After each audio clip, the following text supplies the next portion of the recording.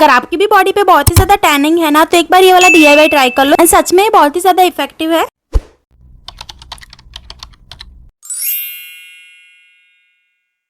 Hi guys, welcome back to my channel. आज मैं आपके साथ शेयर करूंगी एक ऐसा DIY जो कि आपके टैनिंग को बहुत ही अच्छे से रिड्यूस कर देगा एंड इसे प्रिपेयर करना भी बहुत ही ज्यादा इजी है। तो इसके लिए आपको चाहिए rice flour, coffee and sugar and then हमें उसमें ऐड करना है ये बॉडी वॉश एंड ये आपको अंडर 100 रुपीज मिल जाएगा। एंड देन उन सबको अच्छे से मिक्स कर लो एंड इसे आप आराम से 15 डेज तक यूज कर सकते हो। बट या जब भी आप इसे यूज करो ना, तब आपको शुगर इसमें एडिशनली हर बार ऐड करना होगा। एंड मैं इसे बहुत टाइम से यूज कर रही हूँ एंड ट्रस्ट में इसका रिजल्ट बहुत ही ज्यादा इफेक्टिव है एंड ऑल्सो इसने मेरे टैनिंग को भी बहुत ही ज्यादा कम कर दिया है। बेस्ट रिजल्ट के लिए आपको इस रेमेडी को एटलीस्ट वीक में 2 टाइम्स यूज करना है